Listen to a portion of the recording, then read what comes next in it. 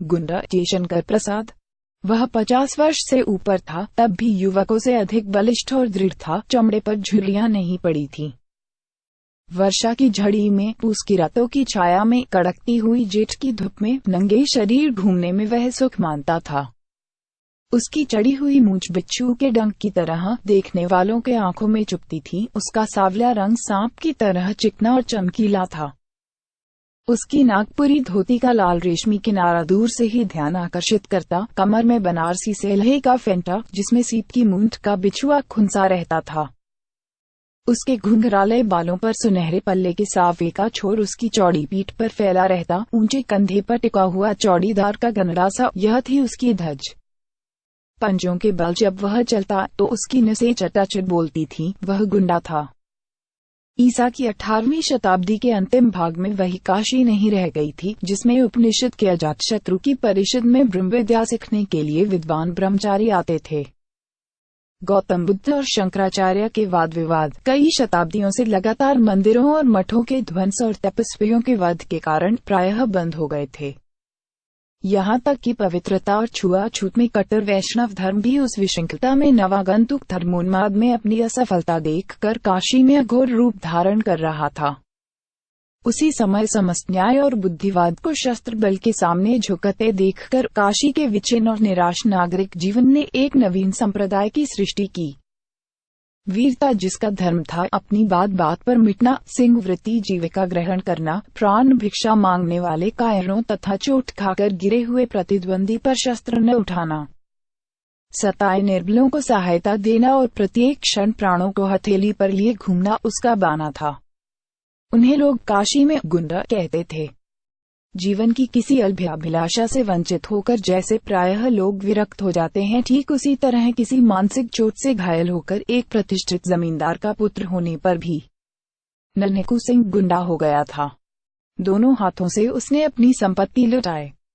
नन्हेकू सिंह ने बहुत सा रुपया खर्च करके जैसा स्वान खेला था, उसे काशी वाले बहुत दिनों तक नहीं भूल सके। वसंत ऋतु में यह प्रसन्नपूर्ण अभिनय खेलने के लिए उन दिनों प्रचुर धन, बल, निर्भीकता और उच्च श्रृंखलता की आवश्यकता होती थी। कि एक बार नन्हेकू सिंह ने भी एक पैर में नूपुर, एक हाथ में तोड़ा, एक आंख में काजल, एक कान में हजारों के मोती तथा दूसरे कान में फटे हुए जूते का तल्ला लटकाकर, एक में जटामूठ की तलवार, दूसरा हाथ आभूषणों से लदी हुई अभिनय करने वाली प्रेमिका के कंधे पर रखकर गया था। कहीं बैगन वाली मिले तो बुला देना। प्रायः बनारस के बाहर की हरियालियों में अच्छे पानी वाले कुओं पर, गंगा की धारा में मचलती हुई डोंगी पर वह दिखलाई पड़ता था।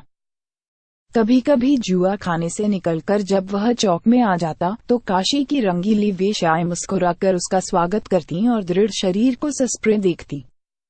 वह तमोली की ही दुकान पर बैठकर उनके गीत सुनता, ऊपर कभी नहीं जाता था। जुए की जीत का रुपया मुठियों में भर भर कर उनकी खिड़की में वह इस तरह उछालता कि कभी कभी समाजी लोग अपना सर सहलाने लगते, तब वह ठठाकर हंस देता। जब कभी लोग पुट्ठे के ऊपर चलने के लिए कहते तो वह उदासी की सांस खींचकर चुप हो जाता। वह अभिवंशी के जुआ खाने से निकला था। आज उसकी कौड़ी ने साथ न दिया। 16 परियों के नृत्य में उसका मन न लगा। मन्नू तमोली की दुकान पर बैठे हुए उसने कहा, आज शायद अच्छी नहीं रही। मन्नू, क्यों मालिक? चिंता किस बात की है? हम लोग किस दिन के लिए हैं? सब आप ही का तो है। अरे बुद्धू ही रहे तुम। नन्हेकू सिंह जिस दिन किसी से लेकर जुआ खेलने लगे उसी दिन समझना वह मर गए। तुम हटे नहीं कि मैं जुआ खेलने कब जाता हूँ। जब मेरे पास एक पैसा नहीं रहता, उसी दिन नाल पर बेचते ही जिधर बड़ी ढेरी रहती है उसी को बिकता हूँ और फिर वही दांव आता भी है। बाबा कीनाराम का यह वरदान है। तब आज क्यों मालिक? पहला दांव तो आया ही, फिर 2-4 हाथ बदने पर सब निकल गया। तब भी लो, यह 5 रुपए बचे हैं।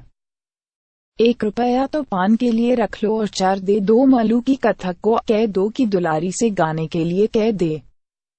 हाँ, वही एक गीत फिल्मी विदेश रहे। नन्हेकू सिंह की बात सुनते ही मेलो की, जो अभी गांजे की चिलम पर रखने के लिए अंगारा चुर कर रहा था, घबराकर उठ खड़ा हुआ। वह सीढ़ियों पर दौड़ता हुआ चढ़ गया। चिलम को देखता ही ऊपर चढ़ा, इसलिए उसे चोट भी लगी, पर नन्हेकू सिंह की भारी कुटी देखने की शक्ति उसमें कहाँ। उसे नन्हकू सिंह की वह मूर्ति न भूली थी जब इसी पान की दुकान पर जुए खाने से जीता हुआ रुपए से भरा तोड़ा लिए वह बैठा था। दूर से बोधी सिंह की बारात का बाजा बजता हुआ आ रहा था। नन्हकू ने पूछा, यह किसकी बारात है? ठाकुर बोधी सिंह के लड़के की। मन्नू के इतना कहते ही नन्हकू के होंठ फड़कने लगे। उसने कहा, मन्नू, यह नहीं हो सकता। आज इधर से बारात न जाएगी।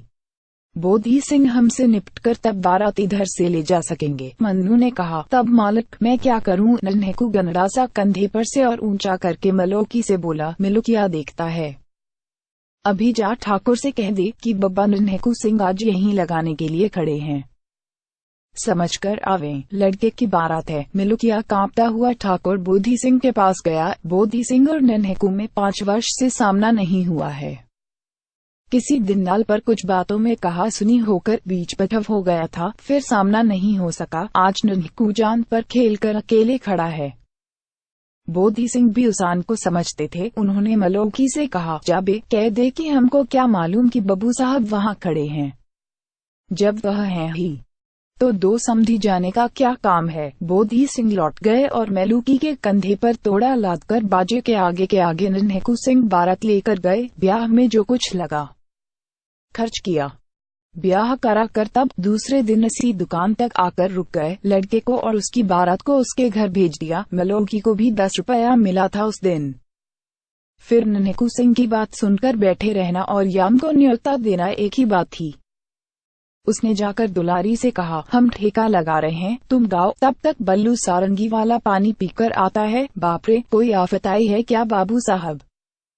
सलाम कहकर दुलारी ने खिड़की से मुस्कराकर झांका था कि नन्हकू सिंह उसके सलाम का जवाब देकर दूसरे एक आने वाले को देखने लगे। हाथ में हरौती की पतली सी छड़ी, आंखों में सुरमा, मुंह में पान, मेहंदी लगी हुई लाल दाढ़ी जिसकी सफेद जड़ दिखलाई पड़ रही थी, कुर्वेदार टोपी, छकलिया अंगरखा और साथ में लेसदार पर्त वाले 2 सिपाही। कोई मौलवी साहब हैं? नन्हकू हंस पड़ा। नन्हकू की ओर बिना देखे ही मौलवी ने एक सिपाही से कहा, जाओ दुलारी से कह दो कि आज रेजिडेंट साहब की कोठी पर मुजरा करना होगा। अभी चले देखो। तब तक हम जानली से कुछ चित्र ले रहे हैं। सिपाही सीढ़ी चढ़ रहा था और मौलवी दूसरी ओर चले थे कि नन्हकू ने ललकार कर कहा, दुलारी, हम कब तक यहाँ बैठे रहें? क्या अभी सरंगिया नहीं आया? दुलारी ने कहा, वह बाबू साहब आप ही के लिए तो मैं यहाँ आ बैठी हूँ। सुनिए न आप तो कभी ऊपर। मौलवी जल उठा। उसने कड़क कर कहा, चौबदार, अभी वह सुअर की बच्ची उतरी नहीं। जाओ कोतवाल के पास मेरा नाम लेकर कहो कि मौलवी अलाउद्दीन कुबरा ने बुलाया है, आकर उसकी मरम्मत करें। देखता हूँ तो जब से नवाबी गई इन काफिरों की मस्ती बढ़ गई है। कुबरा मौलवी, बापरे। तमोली अपनी दुकान संभालने लगा। पास ही एक दुकान पर बैठकर ऊँघता हुआ बजाज चौंक कर सर में चोट खा गया। इसी मौलवी ने तो महाराज चेत सिंह से 3.5 सेर चींटी के सर का तेल मांगा था। मौलवी अलाउद्दीन कुबरा। बाजार में हलचल मच गई। नन्हकू सिंह ने मन्नू से कहा, क्यों चुपचाप बैठोगे नहीं? दुलारी से कहा, वही से बाई जी, इधर उधर हिलने का काम नहीं, तुम गाओ। हमने ऐसा घसियारे बहुत से देखे हैं। अभी कल रमल के पास से फेंक कर अधेला मांगता था, आज चला इन रोब गांठने। अब कुबरा ने घूमकर उसकी ओर देखकर कहा, कौन है यह पाजी? तुम्हारे चाचा बाबू? नन्हकू सिंह के साथ ही पूरा बनारसी झापड़ पड़ा। कुबरा का सर घूम गया। लेस के पर्तले वाले सिपाही दूसरी ओर भाग चले और मौलवी साहब चौंधिया कर जानली की दुकान पर लड़खड़ाते गिरते पड़ते किसी तरह पहुंच गए। जानली ने मौलवी से कहा, मौलवी साहब, भला आप ही उस गुंडे के मुंह लगने गए? यह तो कहिए उसने गंगड़ासा नहीं तौल दिया। कुबरा के मुंह से बोली नहीं निकल रही थी। उधर दुलारी गा रही थी, फिल्मी रहे विदेश। गाना पूरा हुआ, कोई आया गया नहीं। तब नन्हकू सिंह धीरे धीरे टहलता हुआ दूसरी ओर चला गया। थोड़ी देर में एक डोली रेशमी पर्दे से ढकी हुई आई। साथ में एक चौबदार था। उसने दुलारी को राजमाता पन्ना की आज्ञा सुनाई। दुलारी चुपचाप डोली पर जा बैठी। डोली धुल और संध्या काल के धुएं से भरी बनारस की तंग गलियों से होकर शिवालय घाट की ओर चली। श्रावण का अंतिम सोमवार था। राजमाता पन्ना शिवालय में बैठकर पूजा कर रही थी। दुलारी बाहर बैठी कुछ अन्य गाने वालियों के साथ भजन गा रही थी।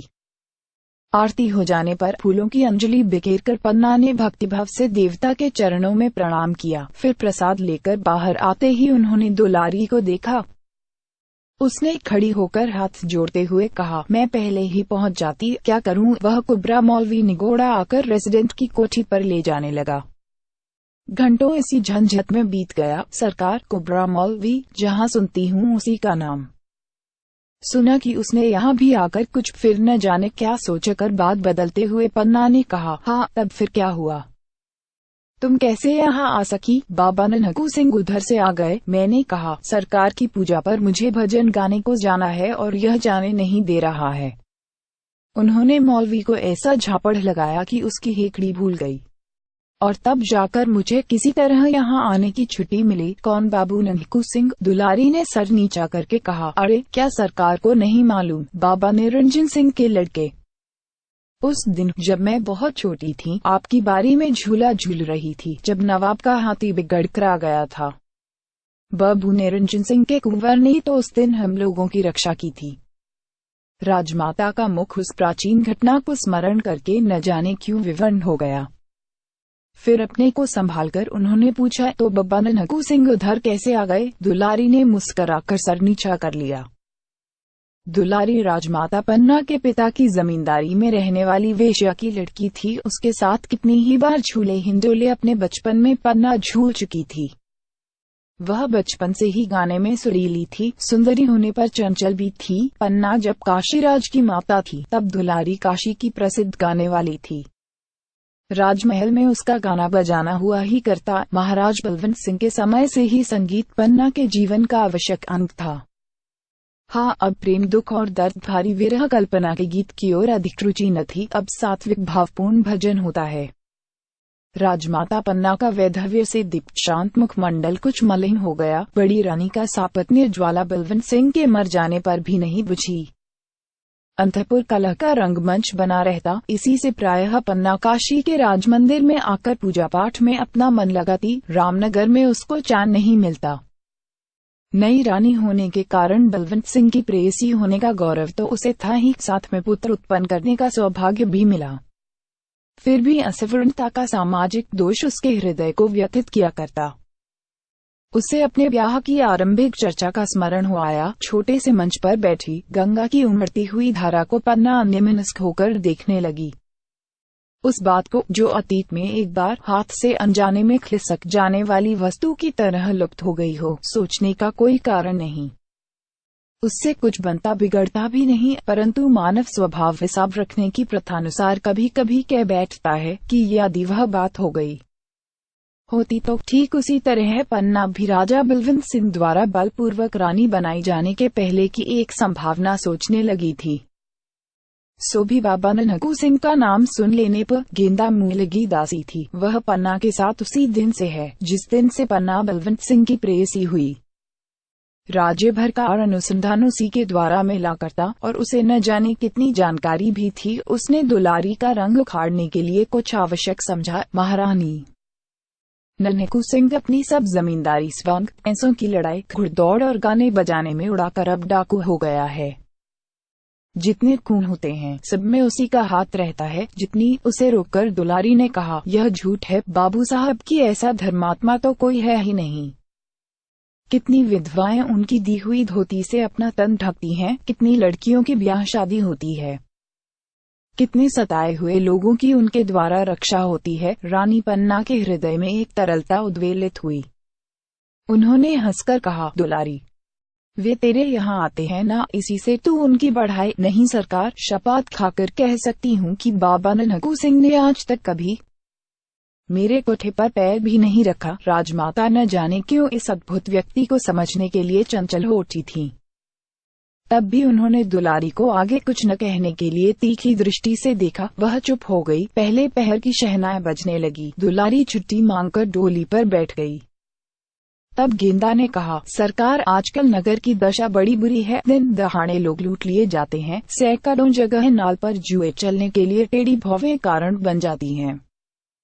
उधर रेसिडेंट साहब से महाराजा की अनबन चल रही है। राजमाता चुप रही। दूसरे दिन राजा चेत सिंह के पास रेसिडेंट माकहीम की चिट्ठी आई, जिसमें नगर की दुर्व्यवस्था की कड़ी आलोचना थी। डाकुओं और गुंडों को पकड़ने के लिए उन पर कड़ा नियंत्रण रखने की सम्मति भी थी। कुबरा मौलवी वाली घटना का भी उल्लेख था। उधर हेस्टिंग्स के आने की भी सूचना थी। शिवालय घाट और रामनगर में हलचल मच गई। कोतवाल हिम्मत सिंह पागल की तरह, जिसके हाथ में लाठी, लोहांगी, गंडासा, बिछुआ और करौली देखते उसी को ही पकड़ने लगे। एक दिन नन्हेकू सिंह सुंभा के नाले के संगम पर ऊंचे से टीले की हरियाली में अपने चुने हुए साथियों के साथ दूधिया छान रहे थे। गंगा में उनकी पतली डोंगी बड़ की जटा से बंधी थी। कथिकों का गाना हो रहा था। चार उलाकी इक्के कसे कसाए खड़े थे। नन्हेकू सिंह ने अकस्मात कहा, मलोकी, गाना जमता नहीं है, अलाकी पर बैठकर जाओ, दुलारी को बुला लाओ। मलोकी वहाँ मंजीरा बजा रहा था, दौड़कर इक्के पर जा बैठा। आज नन्हेकू सिंह का मन उठ खड़ा था।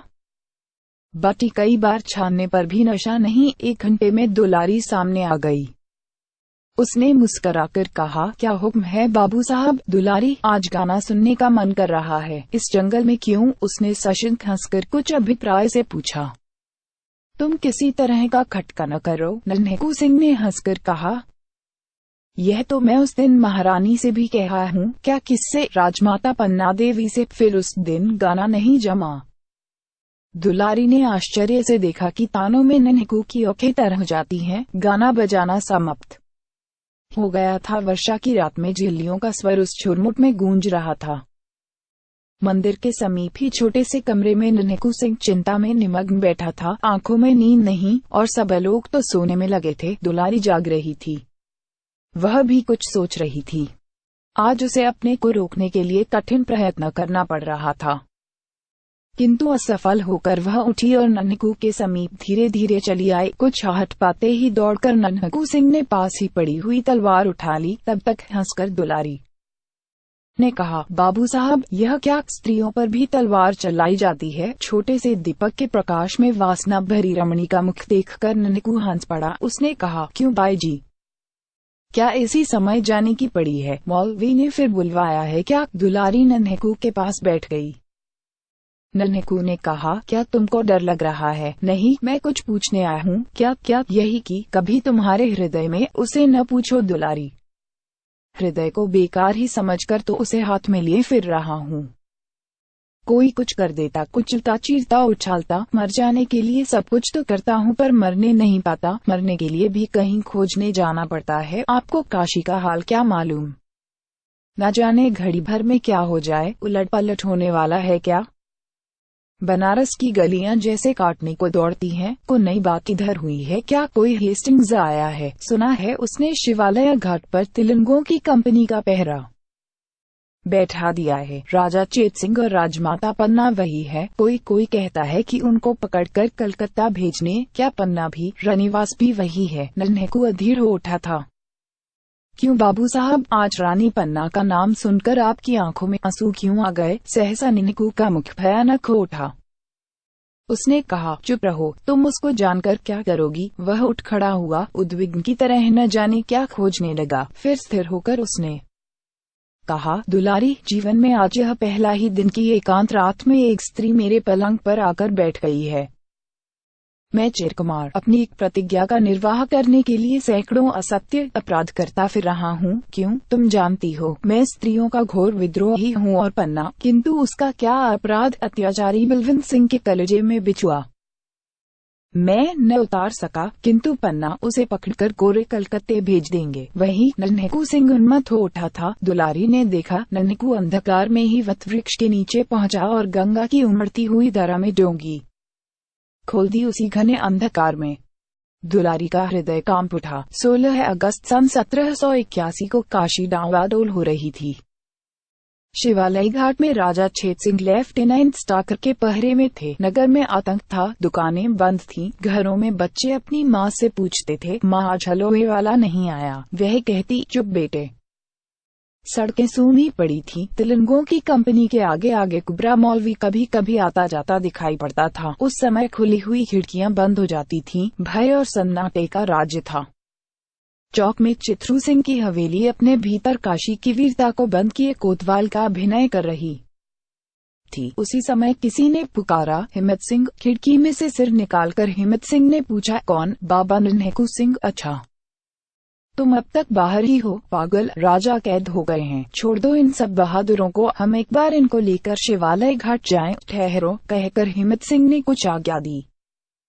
सिपाही बाहर निकले, नन्हेकू की तलवार चमक उठी, सिपाही भीतर भागे। नन्हेकू ने कहा, नम कर रामो चूड़ियां पहन लो। लोगों के देखते देखते नन्हेकू सिंह चला गया। कोतवाली के सामने फिर सन्नाटा हो गया।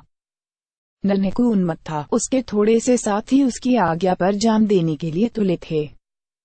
वह नहीं जानता था कि राजा चेत सिंह का क्या राजनैतिक अपराध है। उसने कुछ सोचा कर अपने थोड़े से साथियों को फाटक पर गड़बड़ मचाने के लिए भेज दिया। इधर अपनी डोंगी लेकर शिवालय की खिड़की के नीचे धारा काटते हुआ पहुंचा। किसी तरह निकले हुए पत्थर में रस्सी अटकाकर उस चंचल डोंगी को उसने स्थिर किया और बांदर की तरह उछलकर खिड़की के भीतर हो रहा। उस समय वहां राजमाता पन्ना और राजा छेत सिंह से बाबू मनिहार सिंह कह रहे थे, आपके यहाँ रहने से हम लोग क्या करें, यह समझ नहीं आता। पूजा पाठ समाप्त करके आप रामनगर चली गई होती तो यह। तेजस्विनी पन्ना ने कहा, अब मैं रामनगर कैसे चली जाऊं? मनिहार सिंह दुखी होकर बोले, कैसे बताऊं, मेरे सिपाही तो बंदी हैं। इतने में फाटक पर कोलाहल मचा। राज परिवार अपनी मंत्रणा में डूबा था कि नन्हेकू सिंह का आना उन्हें मालूम हुआ। सामने का द्वार बंद था। नन्हेकू सिंह ने एक बार गंगा की धारा को देखा। उसमें एक नाव घाट पर लगने के लिए लहरों से लड़ रही थी। वह प्रसन्न हो उठा। इसी की प्रतीक्षा में वह रुका था। उसने जैसे सबको सचेत करते हुए कहा, महारानी कहाँ है? सबने घूमकर देखा। एक अपरिचित वीर मूर्ति, शस्त्रों से लदा हुआ पूरा देव। चेत सिंह ने पूछा, तुम कौन हो? राज परिवार का एक बिना दाम का सेवक। पन्ना के मुंह से हल्की सी एक सांस निकल कर रह गई। उसने पहचान लिया, इतने वर्षों बाद वही नन्हेकू सिंह।